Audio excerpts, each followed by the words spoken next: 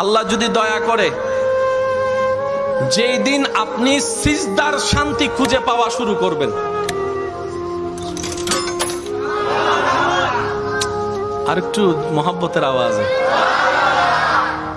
যেই দিন আপনি সিজদায় শান্তি পাওয়া শুরু করবেন, সেই দিন থেকে আপনার আর অন্য জায়গায় শান্তি খোঁজার দরকার হবে না।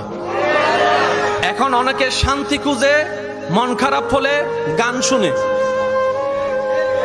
জোরে বলেন না, কিন্তু এক গান আজীবন ভালো লাগে। অনেকে মুভি দেখে, এক মুভি বারবার দেখতে ভালো লাগে। অনেকে ফোনে কথা বলে, কিন্তু আবার 3-4 ঘন্টা কথা বলতে ভালো লাগে। কানটা পর্যন্ত গরম হয়ে যায়। একটু জোরে বলেন না রে ভাই। অনেকে মন খারাপ হলে বিভিন্ন জায়গায় ভ্রমণ করতে যায়, কিন্তু সেই জায়গাগুলো এক সময় আর ভালো লাগা কাজ করে। কিন্তু যেই দিন থেকে আপনি সিজদার প্রেমে পড়ে যাবেন, রবের দরবারে সিজদার স্বাদ পাওয়া শুরু করবেন, সেদিন থেকে আপনার আর কষ্ট করে অন্যের কাছে সুখের ভিক্ষাও করতে হবে না, টাকা খরচ করে কোথাও আপনাকে ঘুরতেও যেতে হবে না।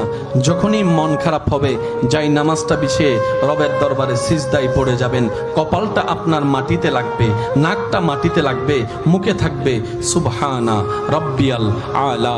একটু আওয়াজ দিয়ে বলি সুবহানা রব্বিয়াল আলা।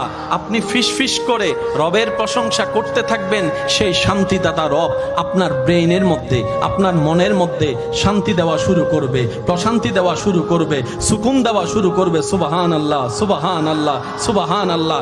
আপনি তখন বুঝতে পারবেন এই শান্তি কত জায়গায় খুঁজেছি, এই শান্তি পাওয়ার আশায়, সুখ পাওয়ার আশায় কতজনের দ্বারে ভিক্ষা, মায়ার ভালোবাসার ভিক্ষা করেছি, জীবনে কখনো পাই নাই এমন শান্তি যেটা রবের দরবারে সিজদায় গিয়ে শান্তি মিলেছে। রব বলে যে বান্দা, এটাই তো তোকে বুঝাতে চাচ্ছি, তোর শান্তির জন্য আমি রব ছাড়া দ্বিতীয় কোনো উপায় নাই। বাধ্য হয়ে ইন্না লিল্লাহি ওয়া ইন্না ইলাইহি রাজিউনের মাধ্যমে, কুল্লু নাফসিন যায়িকাতুল মউতের স্বাদ গ্রহণ করার মাধ্যমে একদিন আমাকে বাধ্য হয়ে আমার কাছে তোকে আসতে হবে।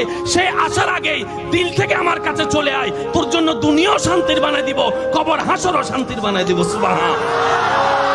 আমায়ে কেরাম এবং বাবা, দাদা, নানার বয়সী যারা আছেন, ওনাদের দোয়াকে মাথার উপর ছাদ বালিয়ে দুই একটা কথা বলার চেষ্টা করব। আল্লাহ পাক আপনাকে, আমাকে, আমাদের সবাইকে আমল করার তৌফিক দান করুন। আমি দিল থেকে বলার সর্বোচ্চ চেষ্টা করব, আপনারা দিল থেকে শোনার সর্বোচ্চ চেষ্টা করবেন। কারণ কি জানেন, কানের শোনা কথা কান দিয়ে বের হয়ে যায়। সেজন্য স্যারে কি পড়াইছে কিচ্ছু মনে নাই, সত্যি।